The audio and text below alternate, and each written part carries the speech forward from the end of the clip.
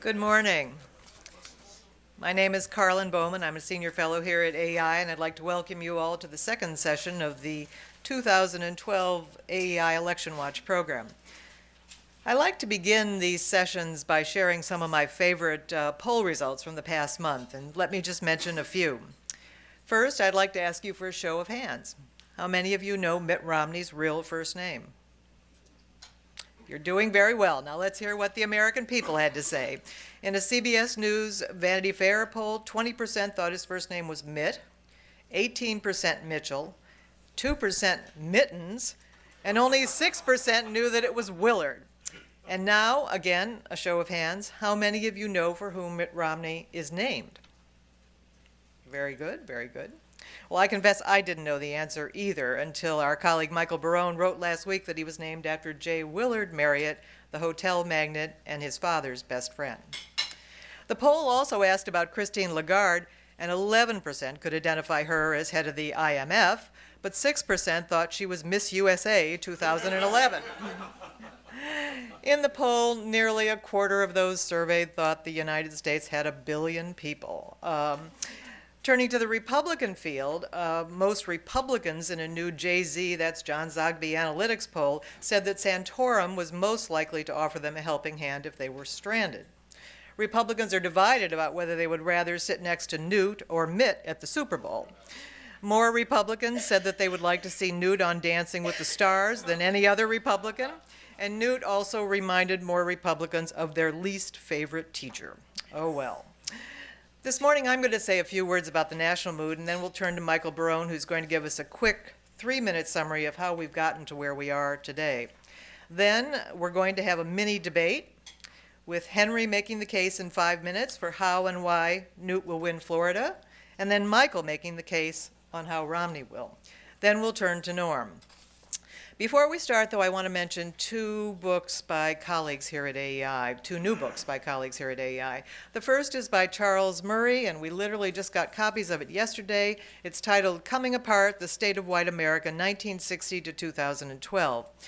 In the book, Charles describes 2 fictional neighborhoods called Belmont and Fishtown and looks at how qualities such as honesty, industriousness, and religiosity have changed in each place. Charles' fictional Belmont differs very little from the real Belmont where Romney resides, and it will give you a sense of the influences that have shaped Romney. The other book, again to be released a few days before President's Day, is by our colleague Steve Hayward, and this is The Politically Incorrect Guide to the Presidents by Steve Hayward, Regnery Press. Jennifer Marsico and Andrew Rugg have been channeling David Letterman, and they have produced something that you all have, which is AEI's Top 10 Florida Facts. I think it's really fun, and we've enjoyed putting it together. This month's issue of AEI Political Report, which Andrew and Jennifer help us put together, looks at what Americans think about the State of the Union and their own personal balance sheet. These responses clearly help to shape the president's address on Thursday night. The president bookended his address by saluting the armed forces. We know from the polls that the military is the most highly respected institution in American life. He also reminded Americans early in the speech that there are no more Americans fighting in Iraq. The public gives him high marks for the drawdown.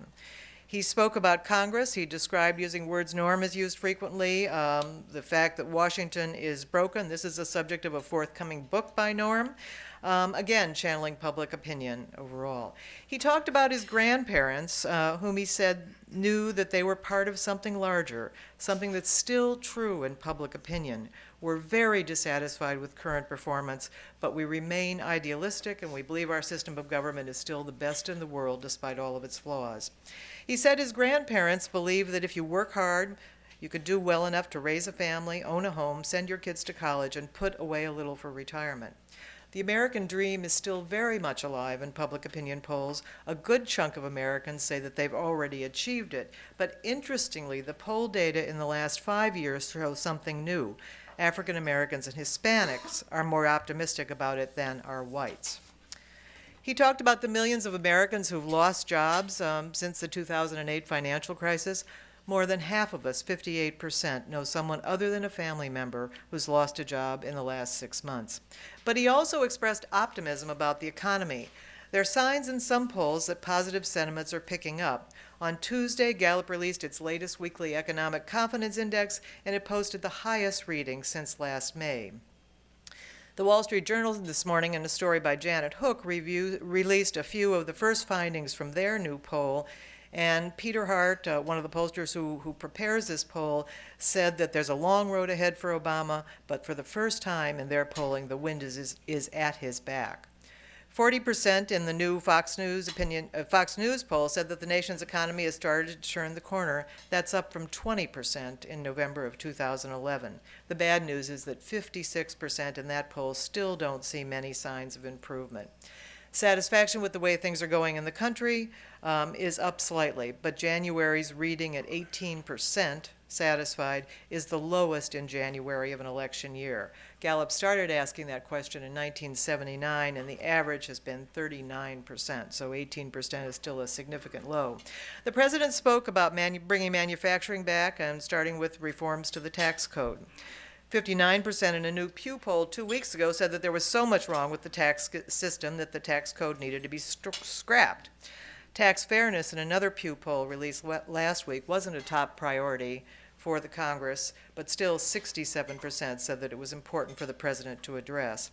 He tapped into our worries about China becoming number one. We see that in the new poll data, very much like Japan in the early 1970s. And he said that we needed to make education stronger and more affordable. For as long as I've been looking at public opinion polls, being able to send your children to college has been an important part of the American dream, and today being able to pay for it is. The president also knows that Americans want to reduce our dependence on foreign oil and increase what he called American-made energy.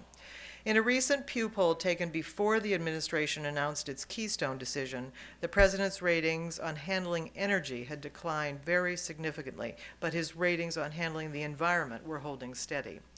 The president said that he wanted to deal with red tape and regulation. Concern about too much government regulation has risen substantially in the polls since 2009. As for the Buffett rule, Americans have long said that the rich aren't paying their fair share of taxes. What polls suggest that they mean by that is that no one should pay more than a quarter of their income in total taxes. The president was correct when he said that we don't begrudge financial success, that we admire it.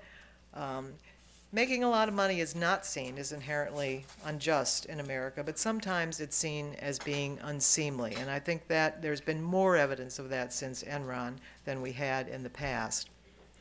Yesterday, Gallup released a new poll in which 45% of Americans said that the United States economic system was fair, but 49% said that it wasn't fair.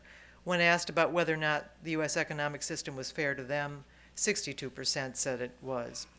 His address and Mitch Daniels' responses were given to a country that is divided 45% Republican, 45% Democrat in Gallup's 2011 annual averages. And as we turn to Florida, we find in two new polls released last night, that in the Quinnipiac poll, Florida was divided Obama 45%, Romney 45%. The Suffolk County poll had the results a little bit different. Romney 47, Obama 42. So the country is still very closely divided on many issues. And now I'd like to turn to Michael to tell us how we've gotten to where we are today. Well, thank you very much, Karlyn. As I think is apparent from the figures, this is on balance, a favorable cycle for Republicans, with the president's job rating slightly negative, 45, 47 on average, and the results in Florida seem to be consistent with that. He trails a generic Republican candidate by a margin of 44 to 42 in the RealClearPolitics.com average. That suggests the proper strategy for the Republicans is to send out somebody with a paper bag over his head and a couple of eye holes punched there, and see if they can keep the identity of the candidate secret. But it's put a plastic bag over his head. Well, that's actually some of the real candidates. But anyway, he does Obama does somewhat better against Mitt Romney, leading 47-45, much better against Newt Gingrich and Rick Santorum, who he tends to lead by about 10 points here in those Florida, Suffolk, and Quinnipiac polls are actually quite consistent with that. This is a winnable race for Republicans, but it's not a sure-to-win race. The race among the Republicans has often been described as a contest between Romney and the anti-Romneys, or as Newt Gingrich would have it, between a Massachusetts moderate and the various conservatives who have shot up to a lead in the polls, from Michelle Bachmann, Rick Perry, Herman Cain, who was prowling around Charleston, South Carolina last week in a large bus with a big grin on his face and no apparent purpose. Newt Gingrich, Rick Santorum in Iowa, and now Newt Gingrich again. I think a better way of looking at what's going on is that you've got a Republican electorate that's obviously concentrating on the issues that just about every voter is concentrating on, the economy and the size and scope of government. I mean, the cultural issues, which have been so important in primary fights in both the Republican and Democratic parties in the past, seem to have become much less important to voters. And that the Republican voters are seeking someone who is pure, a candidate who is pure by the conservative standards of the time. You might call them the Tea Party standards. By conservatives' response to the policies of the Obama Democrats, the vast increase in the size and scope of government, the passage of the Patient Protection and Affordable Care Act, better known in the Republican primaries as Obamacare, and so forth. The problem for the Republicans is that there's a trade-off between purity and experience or stature. The purest candidate was Michelle Bachmann. She was eliminated in the caucuses in her native state of Iowa, despite her purity, because she just didn't seem to have the experience or stature to be president, a backbench member of the House for 4.5 years. Now, in various ways, what we've seen is that none of the experienced candidates, and Newt Gingrich and Ron Paul have records going back to the 1970s, turn out to be pure. So we've had this back and forth and some very substantial changes in voting behavior between the various contests and within the particular states in the race. Iowa had a 58% of the caucus goers in the entrance poll classified themselves as evangelical or born-again Christians. We had basically a tie between the little campaigning Romney and the intensive campaigning Rick Santorum. The Iowa Republican Party displayed a degree of incompetence at counting the polls that is a little breathtaking, actually. Mitt Romney's ahead by 8 votes, and then 16 days later they come back and tell us Rick Santorum's ahead by 8 votes, but they don't have the results for 8 precincts and can never find them again.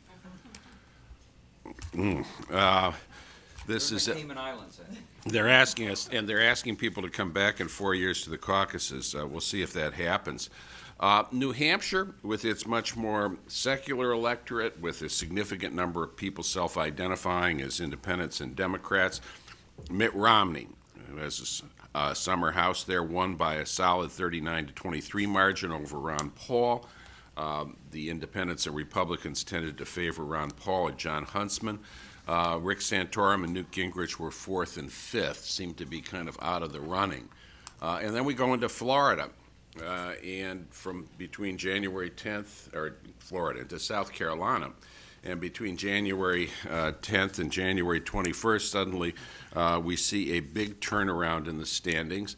Newt Gingrich, whose campaign had already crested once and gone down once, rises. It's pretty clear, I think, from the polling that he forged ahead in those debates, and in particular by his challenges to Fox's Juan Williams and CNN's John King. I don't remember another time where we've seen standing ovations. And I think the impulse that we saw from the plurality of South Carolina voters, 40-28 margin for Newt Gingrich over Mitt Romney, reminds me of the bumper sticker that in 1992 a Washington lawyer printed up for the flagging Bush campaign that read, "Annoy the media, vote for Bush." Didn't produce many votes. I thought it was one of the better bumper stickers of that cycle. But I think that you see Republican primary voters, many of them, tend to feel that Barack Obama has escaped criticism from a compliant, liberal-minded mainstream media, and they want to see both that media and Obama rebuked. There's a very strong desire for that. And I think it was apparent in the audience in those debates. And they love the idea of Newt Gingrich debating Barack Obama in Lincoln Douglas-style 3-hour debates, which obviously are not going to happen. We're in Florida. I think we see somewhat different options, different tendencies there, and we're going to take a look at. Henry and I are going to talk about that a little bit in a moment, but I think the debate on Monday night is January 23rd, was a different tenor. You had Mitt Romney attacking Newt Gingrich. Gingrich complained later that the audience was not allowed to cheer. And he looked kind of sullen, I thought, up on the stage on that debate. And we're seeing a close race in Florida. So let me conclude at that point. Thank you, Michael. We're now going to turn to our mini debate, but before doing that, I'd just like to give you a few facts about the Florida electorate. There are 11 million registered voters in Florida. Republicans are about 35%, or 4 million of that group. And they tend to turn out in very high rates, 51% in 2008. The Republican Party chairman reported earlier this week that more than 400,000 Floridians have asked for early or absentee ballots, and half of those ballots have already been cast. That could benefit Mitt Romney, who's done some spade work in that area overall. And finally, the electorate in Florida is more diverse and more ideologically moderate, clearly, than Iowa, New Hampshire, or South Carolina. Now we'll turn to Henry for a 5-minute pitch on how and why Newt can win Florida. Excuse me. Thank you, Karlyn. Thank you, Michael. Why can Newt win Florida, and how is he going to do it? If Newt wins Florida, he's going to do it by the typical way that a conservative candidate does that, which is by uniting the passionate conservatives with the experienced conservatives, which is to say that the conservatives want two types of people. They want somebody with passion and principle, and they want somebody who has the stature to convince them that they can actually get the job done. No one denies that Newt Gingrich, when he's on his game, exudes passion to a degree that none of the other candidates can. He has a way of speaking that it wraps you up in the moment, and he always ties it, and has throughout his career, to principle. Newt is always talking in terms of grand movements, grand ideas, and grand principles. Now, there's been an attack on him as to whether or not he actually carries through on those principles, and to the extent that that is an attack that has resonance, that's going to really damage his ability to win. But he presents himself, and he's managed to persuade most people who are a part of the conservative base that he's the candidate that's got what they want. He's the candidate who's going to bring a principled conservative attack against Barack Obama and do it in no uncertain terms. So if they were the majority of the Republican electorate, this wouldn't even be a discussion. Newt carried those voters handily in South Carolina. Mitt Romney did badly among those voters in Iowa, benefiting only from a 5-way division of those votes between different candidates. But they're not a majority of the electorate. The biggest group of the electorate are people who are conservatives but aren't that part of the conservative movement. They're called somewhat conservatives, and they tend to vote for somebody who's conservative enough but also brings something else to the table, brings stature, gravitas, and seriousness. And unlike any of the other anti-Mitts, Newt brings that. Newt was Speaker of the House. He's got experience in both carrying forward principled reforms like welfare reform. He's been a fighter for the balanced budget and balanced budget amendment in his time when he was Speaker. And you can tell when he's on the debate stage that he has a depth of knowledge and interest in public policy that others on the right just aren't able to match. And that's why he has been standing out among the challengers to Mitt as the person that people rally around. Is that compared to Rick Santorum, he just cuts a bigger figure, a more impressive figure, and a more experienced figure on the stage. So the other reason Newt can win is that he's the middle class candidate. The Republican primary electorates do tend to be more educated and wealthier than the nation as a whole, but even there, a majority of the voters are going to be or largest group of the voters won't have a college degree. They'll make under $100,000 a year. And if you take a look at how Mitt Romney's been doing in the exit polls so far, his support is terrible among people without college degrees, particularly among the young. His support rises linearly with income. His support rises linearly with education. What I mean by that is you go through every step of education, his support goes up, so that the people who are likeliest to vote for Mitt Romney are the people who are making over $200,000 a year and have a postgraduate degree. Now, they're not in substantial part of the primary electorate, but they're not a majority. He lost South Carolina because he lost people who made only between $100,000 and $200,000 a year and had only a college degree. Even if he gets some of those people back, he's going to have to persuade people in the middle, people who have some college, people who make $50,000 to $75,000 a year, who are the biggest chunk of the Florida primary electorate, that he's their guy. He hasn't been able to do that. Newt has been able to do that. Florida is more moderate than other states, but a lot of their moderates are Hispanic moderates, and Hispanic moderates are different than white moderates, and this gives Mitt Romney a problem. He's got a lot of support from the Cuban community, but even in Florida, despite people talking about Cubans, 2/3 of Republican Hispanics are non-Cuban, and they are people who respond to different cues about acceptability of Hispanics in society, and Mitt Romney has turned dramatically to the right over the last couple of months on questions like immigration. He's not going to get the support among Hispanic moderates that John McCain got 4 years ago when he rode that support to defeating Romney in the Florida primary. The real open question is how will each of the candidates do, and they're fighting this massive war on Spanish language radio and television over the question of who's best for the Hispanic community.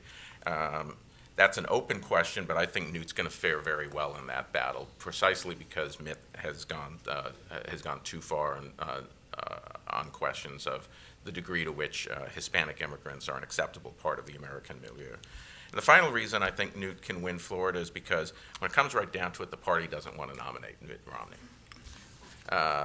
You look at exit polls, and in South Carolina, nearly half of the Republicans said that they could support Mitt if he were the nominee, but with reservations. A little over 10% said they wouldn't support him at all. Now, to be fair, those numbers, I'm sure, are exaggerated. Most party members in primaries fall in line behind their candidates, but shows a great reluctance to nominate this guy. If he slipped up in South Carolina against a candidate who everyone had counted out for dead, Newt, and Newt took advantage of his slip-ups to take advantage of the reluctance Republicans have to nominate him. One slip-up by Mitt Romney in the next 7 days, and that momentum will switch right back, because when it comes right down to it, Republicans don't want to nominate Mitt Romney. Thank you, Henry. Michael, for Mitt Romney. Well, the case for Mitt Romney, which I beg you to remember in case he wins and to forget in case he doesn't.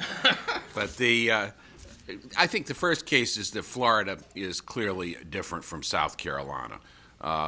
The panhandle of Florida, starting from east of Tallahassee, going west of Pensacola, that is southern accented country. In many ways, it resembles much of South Carolina, but it casts just 10% of the Republican primary votes.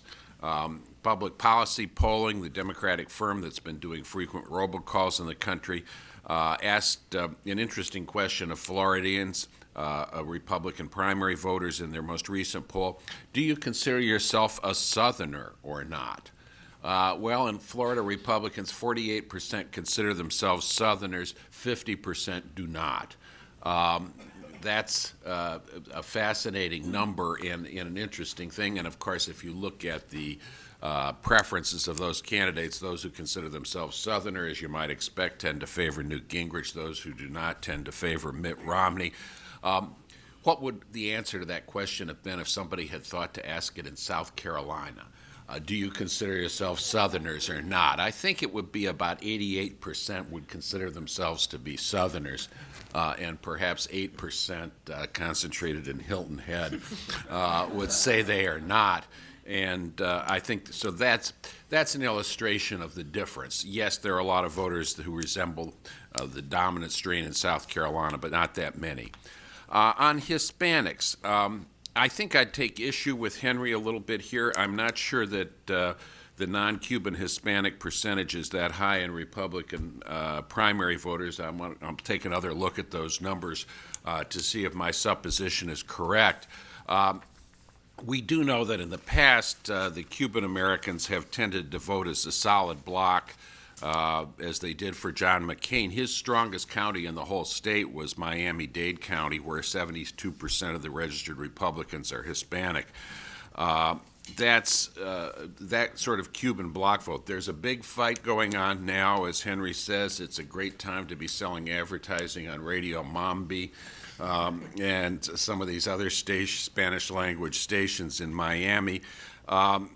I think one of the things that's interesting here is that not only does Romney have the endorsement of the senior Cuban-American members of Congress, Ileana Ross-Layton and Mario Diaz-Balart, but he's also, I think, has something in the nature of a tacit endorsement from Senator Marco Rubio. I mean, on 2 successive days, Rubio intervened in his behalf, even though he says he's neutral.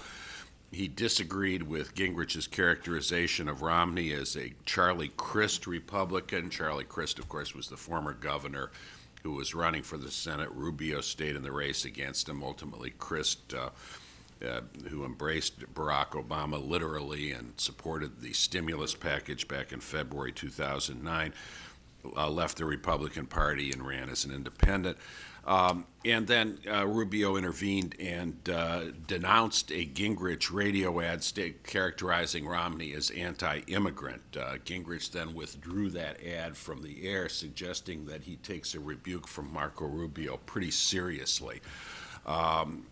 That's polling right now, so far as I've seen it, shows Romney not doing well with Hispanics. I expect that to change and to go in another direction. My third point is, if you take a look at the Quinnipiac polls, the lineups, the groups that tend to favor the candidates are as you would expect. But Newt Gingrich tends to have a lower ceiling, under 60% favorable ratings, on groups that he doesn't carry. That is, people who don't identify themselves as Tea Partiers, people who are not evangelical born-again Christians, people who are college graduates, people who do have high incomes. Less than 60% are favorable to him. That suggests kind of a low ceiling for him to move up in the event that Mitt Romney moves down or for other reasons.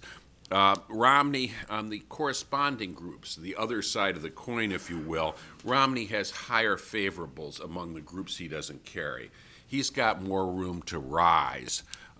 Whether he does or not, obviously, we don't know for sure, but he's got between 68 and 72% favorables on the flip side of each of those groups, Tea Partiers, evangelicals, non-college grads, medium and lower income. Fourth, if you look at the Quinnipiac polling recently, you see that Gingrich does rank ahead in knowledge, in experience, on foreign policy, on handling a crisis. These are advantages he goes in with. I think they're capable of being eroded. I mean, one of the interesting things in the Monday, January 23rd debate was that Mitt Romney went after Newt Gingrich on the issue of governing. He talked about his record as Speaker. He said that he'd been ousted as Speaker by his own party. He said that he had had to resign in disgrace.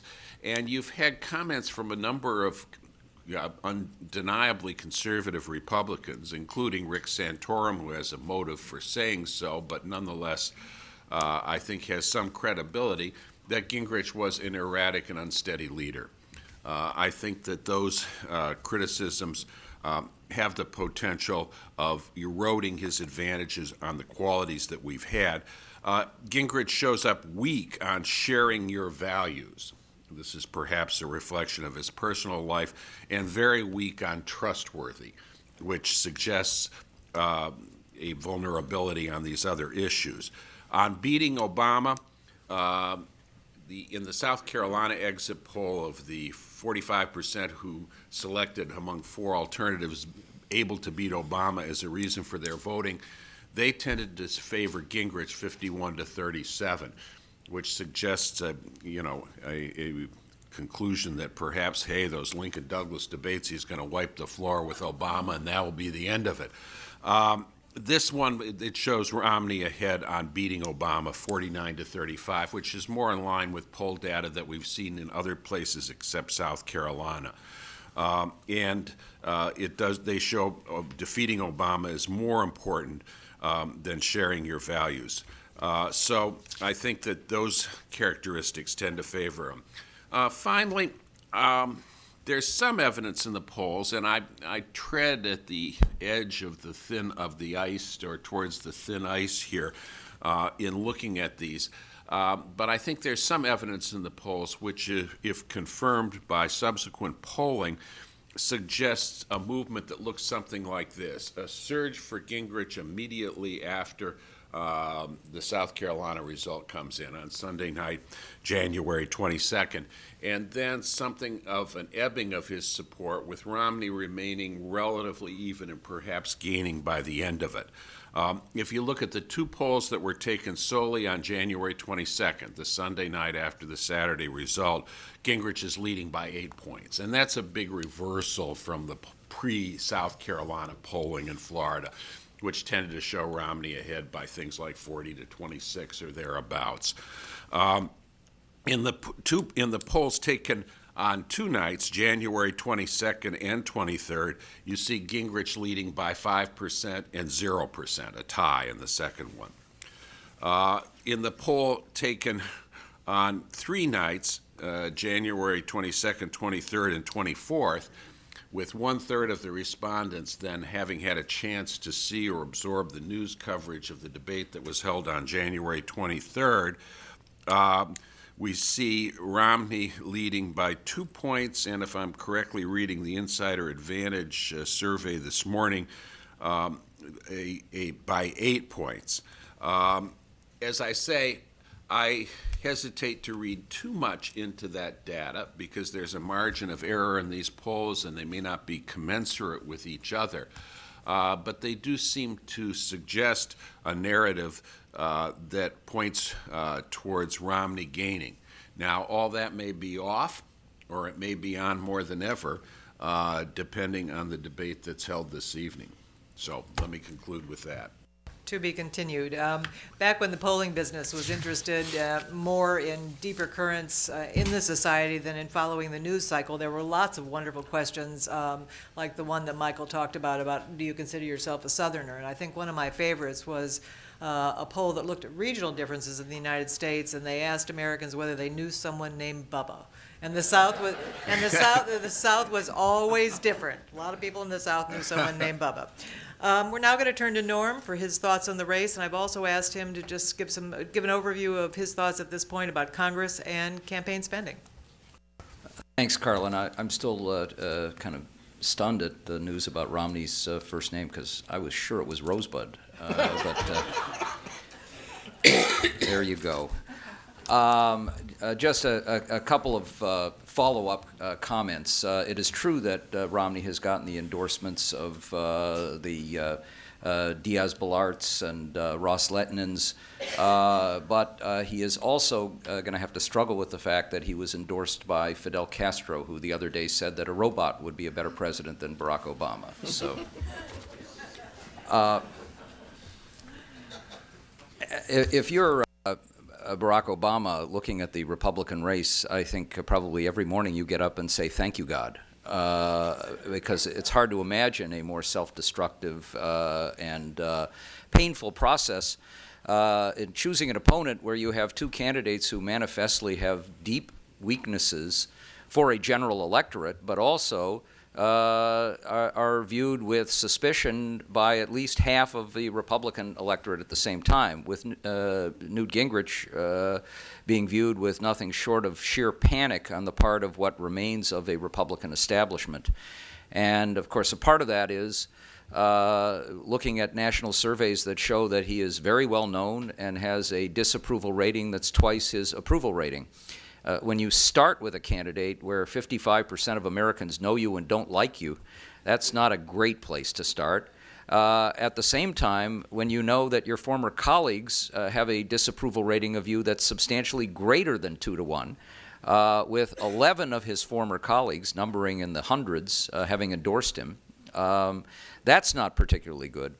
And if you are a Karl Rove or an Ed Gillespie looking at a Gingrich candidacy in the fall, which will be preceded by a campaign that Newt has basically run out of his back pocket or rear end all by himself, and done, to this point, you have to say, brilliantly tactically to reach the stage that he has, to come back from the dead twice in this process. But you would hope that you could get to the fall and then go to your candidate and say, now we're going to bring the firepower in. We've got all of these trained, savvy professionals, and we're going to run your campaign against their group of trained, savvy professionals. And you can imagine Newt saying to them, get out of here. All your trained, savvy professionals tried to kill me and failed. I'm going to run the campaign that I want to run, which is dangerous, shall we say. And, of course, there's great fear that this could turn out to be another 1964 or the equivalent for Republicans of another 1972, the McGovern year for Democrats, where if it's a defeat, it could be a massive defeat and one that goes all the way down the line, which could mean the loss of the House, which otherwise is an extraordinarily heavy lift for Democrats to take a majority, and snatch defeat from the jaws of victory with the Senate. So you've got all of that, but they may be powerless to stop it. And then you've got Mitt Romney. Now, if you think about a decision that's based on two axes here, one being ideology and the other being electability, up until a couple of weeks ago, Mitt Romney was very high on the electability axis and not high at all on the ideology axis.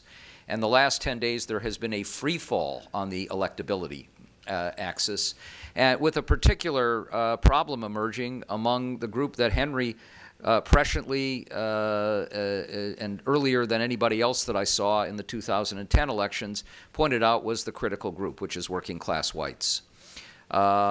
He is not doing well with that group. And if you look at his own behavior the last 10 days, the self-inflicted wounds that started earlier with the $10,000 bet, that then went up substantially with the, I'm not going to release my tax returns, look at my face, I'm hiding something, to, well, just because my father released all of his tax returns, would I do the same thing? Maybe. To, well, maybe I made a mistake and perhaps I will release them in April. To, okay, I'll release 1 year and that ought to do it, and then the estimate for the next year. And you know, our whole history here, the latter part reminded me a little bit of the Clintons. Well, here's some stuff on Whitewater. That ought to take care of it. Once you're down that slippery slope, you're not going to be able to stop. And, of course, then the most colossal gaffe, well, it's a 15% tax rate because it's mostly capital gains, but I did earn some income, just not very much, $374,000 in 1 year. And when you get the released tax returns that show that 1 week of Romney's earnings put him in the top 1%, it creates some vulnerabilities with a general electorate. And simply the way he's handled it, I think, has caused some real doubts about his electability. So you've got two candidates who, for large swaths of what remains of an establishment, are increasingly viewed as not very good candidates. And if you're Barack Obama sitting there, you know that you're running against the economy more than you are running against an individual. But you also know that we've had a number of elections with incumbents running where they were able to make the challenger a significant part of the campaign or the issue. In some cases, Nixon in 1972, Reagan in 1984, to take very likely victories and turn them into landslides, and with McGovern and with Walter Mondale.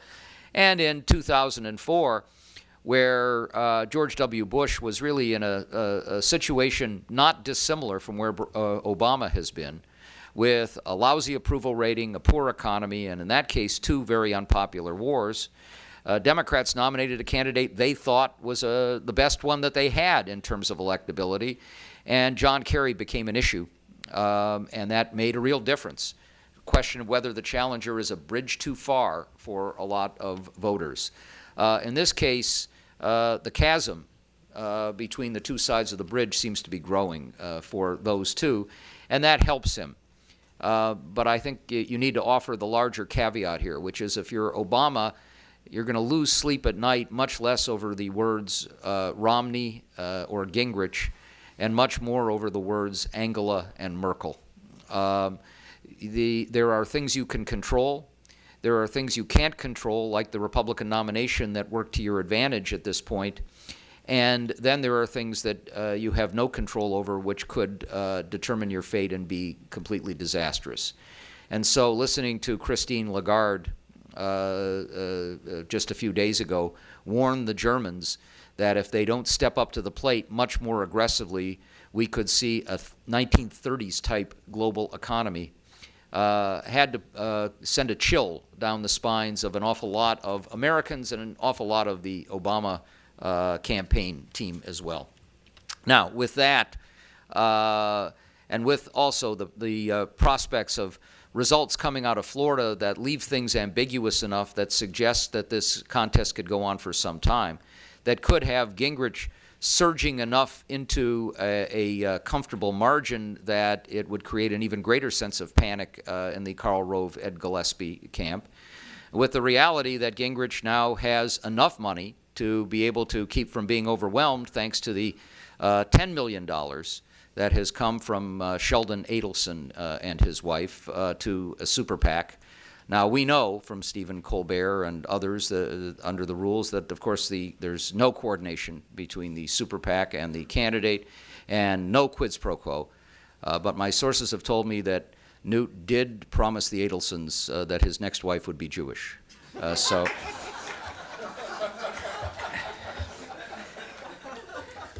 So another $10 million will no doubt be forthcoming before very long. And the next wife after that would be Orthodox, he said. So, with all of that aside, and the continued talk among many elites in the party that I know of, when does it get to be too late to have somebody else get in the race? And the yearning for Mitch Daniels increasing after his very, very strong performance in the response to the State of the Union, the best by far I've ever seen in a setting that is a loser, because you can't possibly compete with a president with the trappings of being in the House, but the best of those. It's pretty good for Obama out there. Now, having said that, let me talk a little bit about for a couple of minutes about some of the other issues out there. One is the money race.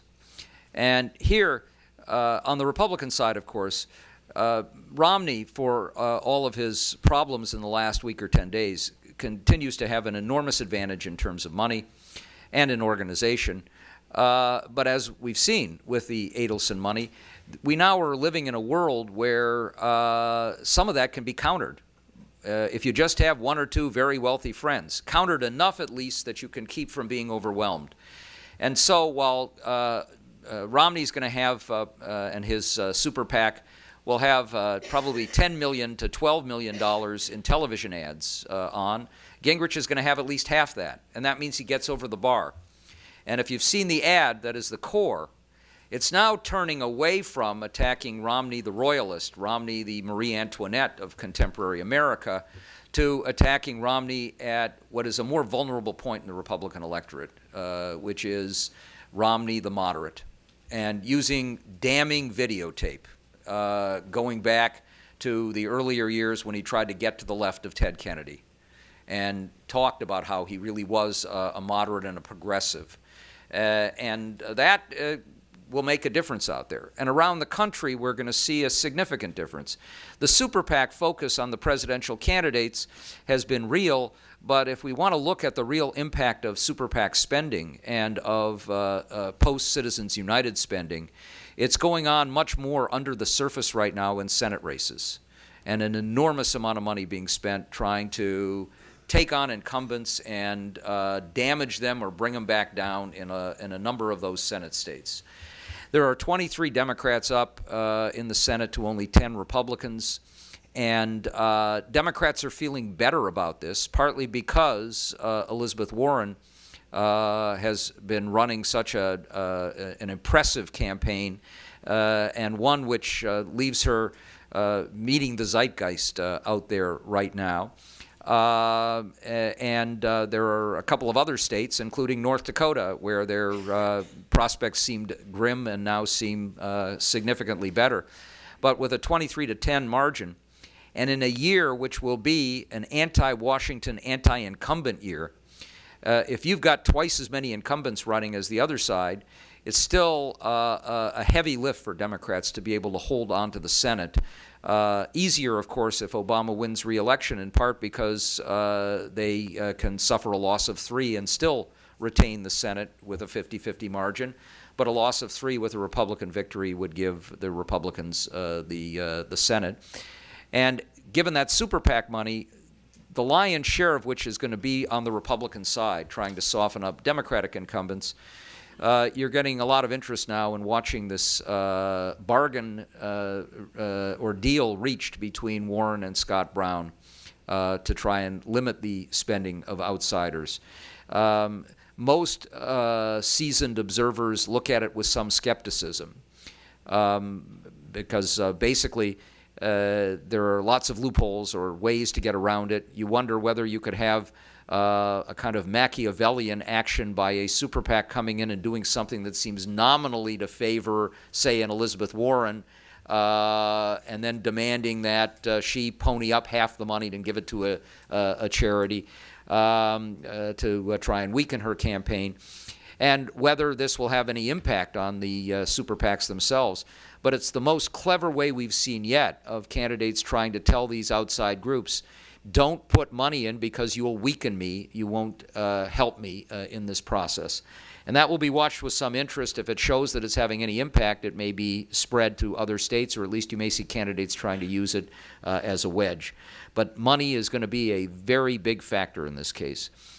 On the House side, the Republicans have a very, very strong case to make that they will hold the House under any except extraordinary tsunami-like conditions.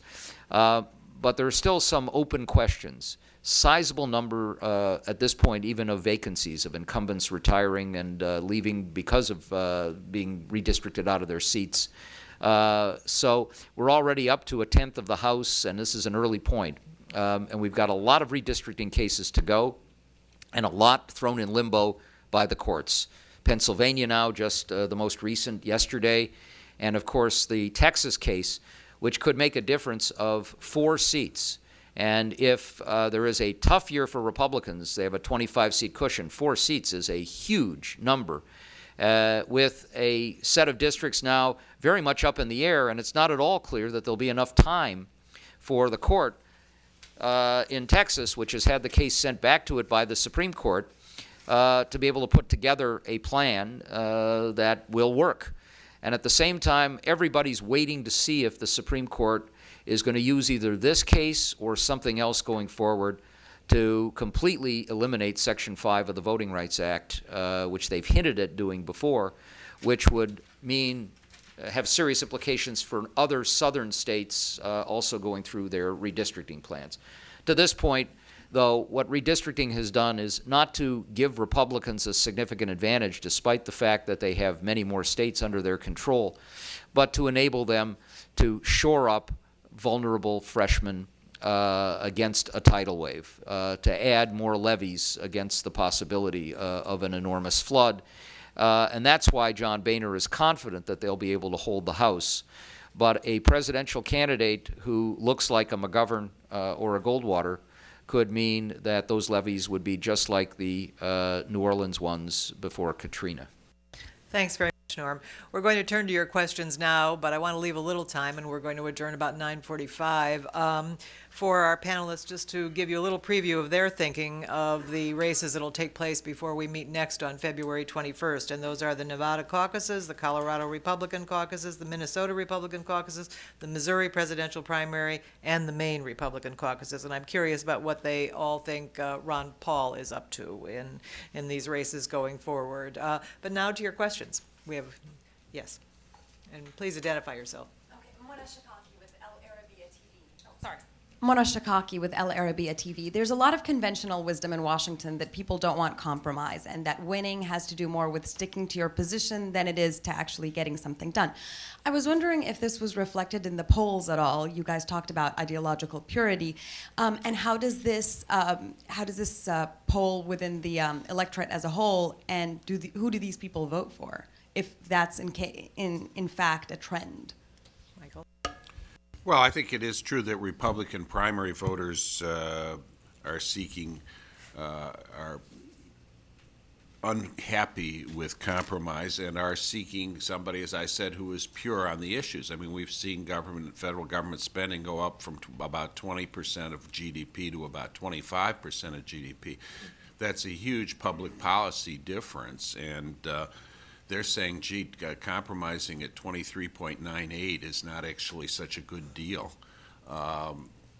That you may or may not agree with that position, but it's not a crazy one, and I think that's what we're seeing. I mean, a lot of people complain about gridlock and try to blame the primary system, try to blame redistricting. I blame James Madison and the other framers of the Constitution, because they set up a system in which we have currently a president elected in a heavily Democratic year, a House 100% of whose members were elected in a heavily Republican year, and a Senate 2/3 of whose members were elected in a heavily Democratic year, and 1/3 who were elected in a heavily Republican year. So the framers put together a Constitution where, when you have a swing of opinion as substantial as we did between 2008 and 2010, you are unlikely to reach easy consensus or easy compromise. Add a couple of things. We have a whole series of surveys that show that 59% of Americans want the two parties to work together and solve problems. But there's a sharp difference between Democrats and independents on the one hand and Republicans on the other. And a larger proportion of Democrats and independents want the parties to work together, and Republicans want the Republicans to stick to their principles. So now you've got Barack Obama out there running against the do-nothing Republican Congress, and he has a little more traction even with the Democratic Senate, as he talks about the filibuster and the fact that the Senate really is run by the Republicans, who can block everything. And it'll be very interesting to see if he can play on that sentiment and turn it to his advantage. And it's not clear whether it will work or how well it will work. It's not clear how much you can blame somebody else. Harry Truman succeeded, but part of the reason he succeeded was an economy that was moving briskly. But I also believe, if you look more deeply at the history in 1948, that there really was a sense that the new Republican Congress, in for the first time in 16 years in 1947 and 48, had overinterpreted its mandate and overreached and passed some things reminiscent of today that were anti-labor at a time when voters weren't all that happy with them. And there was a backlash. But I think that's going to become an issue, and it's an issue that plays out very differently in Republican primaries now than it does or will in a general election campaign. Obama runs very evenly with Romney at this point, but he runs significantly ahead of the Republicans in Congress. Now, individuals are usually more popular than institutions, but the numbers are. What's remarkable is that on a few occasions this year, Republicans in Congress have run even with Obama on certain issues, which is doesn't usually happen because people vote for an individual over a crowd. Hi, Rich Pornell, a former AEI intern. Is there any evidence if Santorum gets out who benefits? Santorum's voter base is significantly more like Gingrich's voter base. That suggests that Santorum's voters would split strongly towards Gingrich. I don't know of consistently accurate polling. They keep asking people who their second choices are, and I think that the second choice polling would show like 55 to 60% of Santorum voters going to Gingrich rather than to Romney. Yeah, PP asked the question among three candidates who you would vote for, Gingrich, Romney, and Paul, and it split. The inference is that the Santorum vote split about the way that Henry said. In other words, Gingrich's margin goes from 5 to 7 or 8. Okay. I must say, I would still be a little surprised if Santorum got out. I was surprised that Rick Perry got out, despite his incredibly weak showing.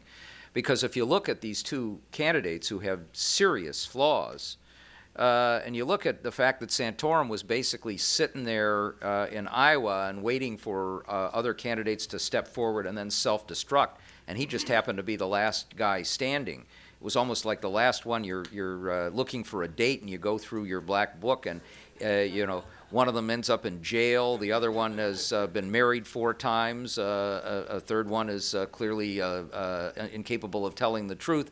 And then you finally have one left, and that was Santorum. And now he's kind of fallen back. But why not wait lurking in the wings? If they can't find some white knight to step up late in the game, you're still there, at least nominally, to step over the two bodies. So staying in makes more sense to me. And, of course, Tim Pawlenty every day kicks himself that he didn't understand that lesson. Hi, Stephen Richer. As Karlyn noted, there's 4 caucuses and 1 primary, I think, within a week after Florida. And also Florida's delegates have been cut from 99 to 50, which brings me to the question, how much does Florida actually matter? Florida matters a lot. In terms of delegates, it's a winner-take-all statewide primary, so all 50 will go to whoever wins, even if it's by only a 1-vote margin. One hopes the Secretary of State is better than Iowa's Republican Party in this respect. Great history for Florida on that front. With respect to the caucuses, we'll get to that, I think, at the end, but Florida establishes momentum. If Newt wins, even if it's by a percent, then that establishes the narrative that it's a 2-man race. If Mitt wins, it establishes that he can take a punch and come back. And that sets up a month where the candidates basically spend building their profiles and raising money. And that matters.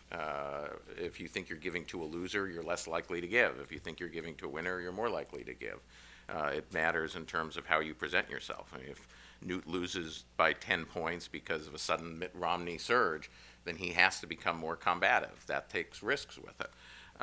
So I think Florida matters a lot. With respect to the caucuses, we were going to have an interesting question because there are 2 things that we know about caucuses. They overrepresent the organized and they overrepresent the ideological base of the party. And in this case, the candidate with the organization, Mitt Romney, is not the candidate with the appeal to the ideological base. And the only poll of a caucus state that we have so far was released yesterday by PPP in Minnesota, and it said Gingrich was ahead by 18 points. Now, I don't know how accurately I would take a robo-poll of likely caucus voters, but it suggests that even with no organization, there will be people who will show up to vote simply because they're ultra-conservative, and darn it, they're the people who show up at caucuses.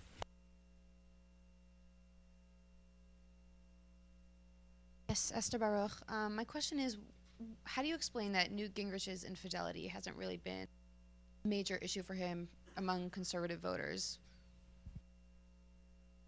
Well, I think they are factoring it in and deciding that it's not dispositive in many cases. He points out that Christianity is a is a religion and a tradition that contemplates the existence of sin and has the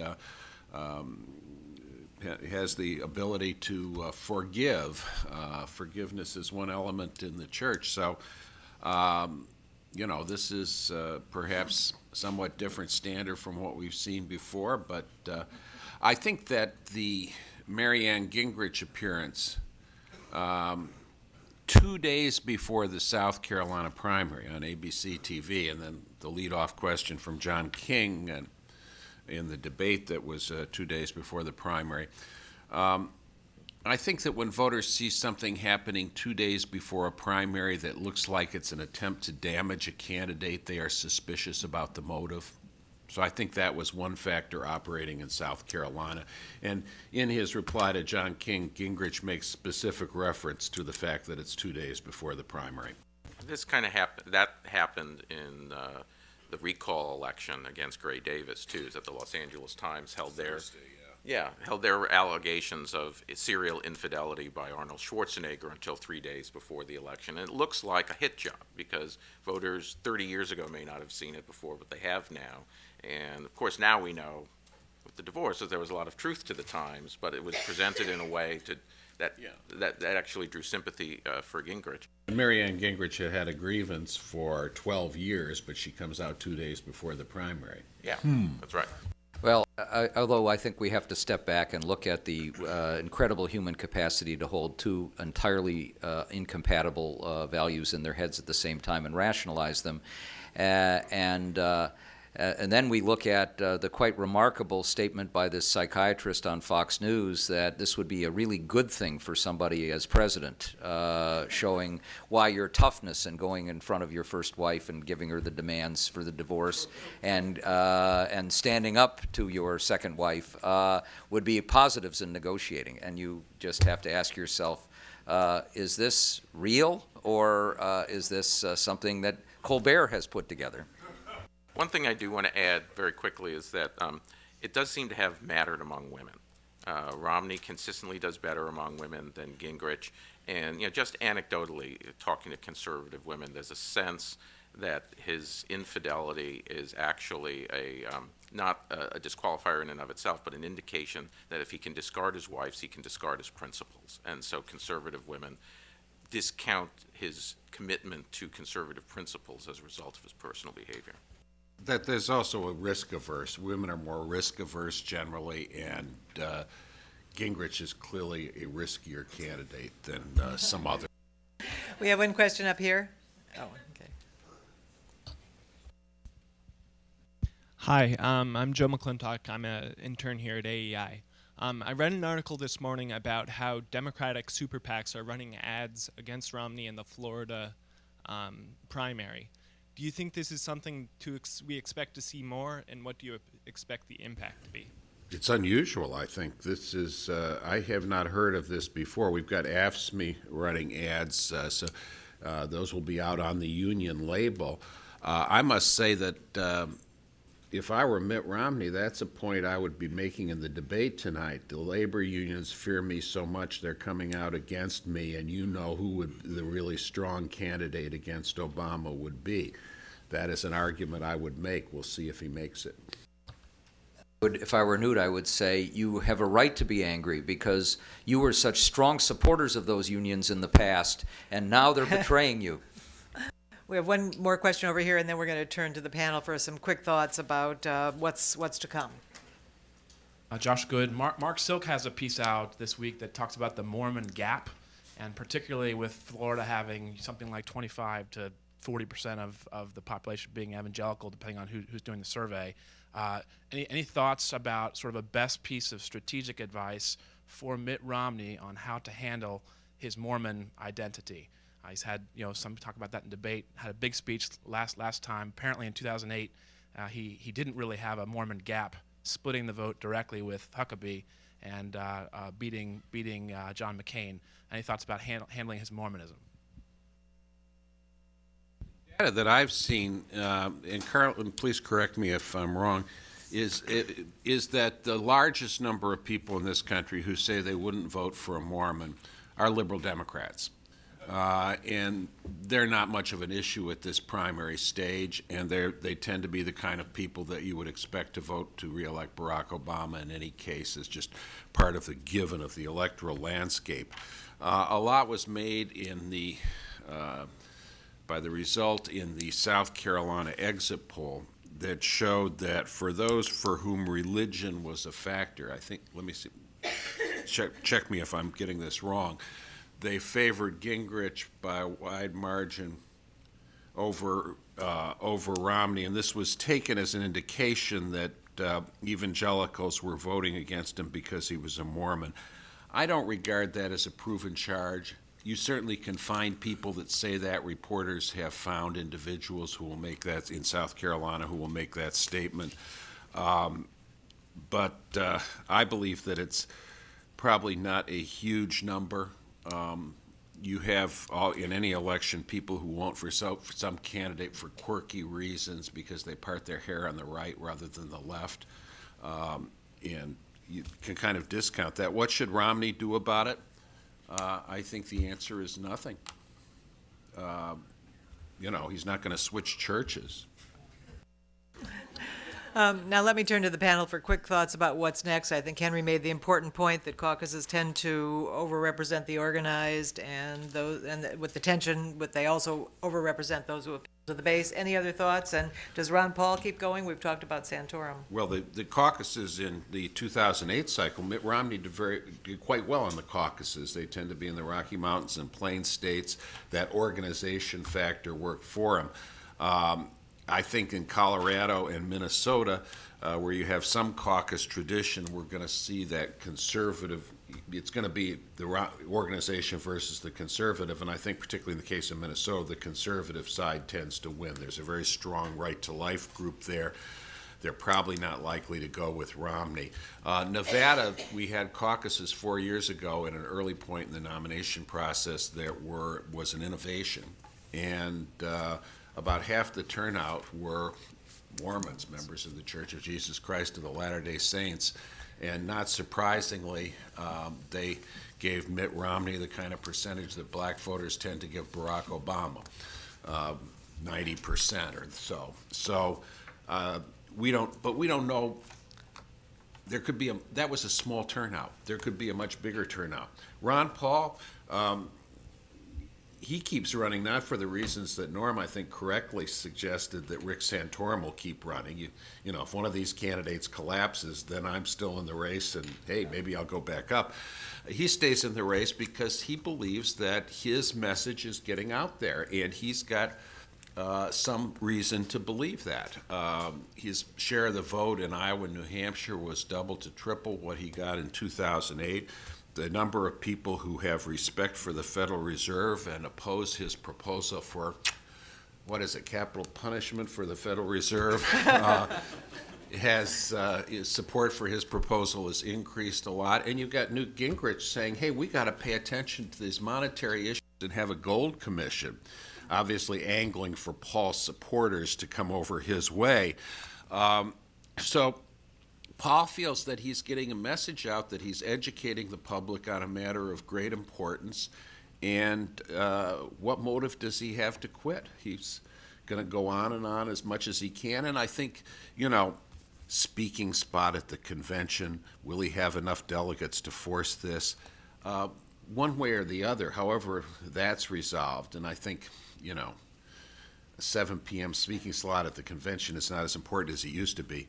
He's in the spotlight one way or the other.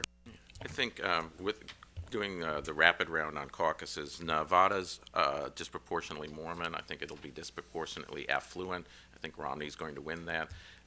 One of the reasons Paul and Santorum stay in the race is because, unlike primaries, which are often winner-take-all by congressional district, caucuses are almost all proportional. So if Romney gets 40% of the Nevada vote, he's only going to get 40% of the Nevada delegates. He's not going to get 100%. Paul and Santorum will get delegates out of that. Colorado and Minnesota. Colorado has an affluent population, but they tend to vote Democratic or Independent. They probably won't come in a Republican caucus as opposed to a Republican primary. There's a very strong rural right-to-life component. I think Gingrich does very well in Colorado, possibly winning it. Minnesota, exactly the same thing. There's been a long tension between the party establishment that's more moderate and the party base that's more socially conservative, conventions and conferences and caucuses. They know how to turn out, they know how to win. That's how Michelle Bachmann got her start, was a caucus that that endorsed her as a challenger to an incumbent moderate Republican. I think the PPP poll result isn't surprising in Minnesota. Maine, if Mitt Romney can't win the Maine caucus, he ought to really look himself in the mirror. This is a place that's got no conservative tradition to speak of, but again, it's a proportional primary. He can win 45% of the vote in Maine. He'll only get 45% of the delegates. Missouri primary, Gingrich isn't on the ballot. It's a beauty contest. It has nothing to do with delegates. I think the media won't pay very much attention to it because of that, and it certainly won't affect the nomination contest. The narrative going forward, it'll be set by what happens in Florida and how each candidate interprets that. Gingrich has got to raise money. He's got to keep momentum going at a time when there's not going to be any debates. And the same thing is true with Rick Santorum. He's going to finish third at best in Florida. He's probably going to want to stay on, but how does he do it? Yeah. Well, first, I think Ron Paul can do very well in these caucuses now because he's got a lot of enthusiastic supporters who will turn out. I'm rooting for Paul to win because he favors legalization of drugs and of prostitution, and I just want to see the victory party, unlike any we've ever had before. Just on Maine, first of all, remember that this is now a Maine Republican Party where the platform of the Republican Party says that global warming is a hoax and we ought to abolish the Fed. There is a new resurgent conservative movement there which has had some success. So it's actually a warning signal for Romney. It may not be quite what he thinks. In Minnesota, I expect to see lots of people courting Michelle Bachmann, because Tim Pawlenty, who is one of the strongest and now most visible Romney supporters, frankly does not have a huge following among Minnesota Republicans at this point, but it becomes a Pawlenty versus Bachmann contest. And in Nevada, the danger for Gingrich is that the Libertarians go for Paul, the Mormons go for Romney, and there isn't much left for him. But I think the one point to remember just as we look ahead, as we then move on towards the Super Tuesday, it's very hard to run an improvisational campaign without strong organizations across the country and without a lot of base and money when all of a sudden you have a whole series of contests on one day.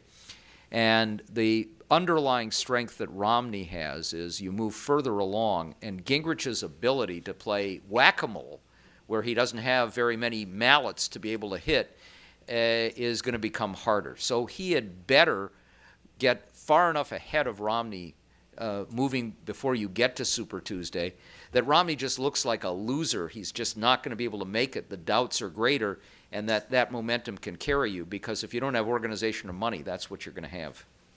Thank you, Norm, and thank all of you for coming. We'll see you on February 21st.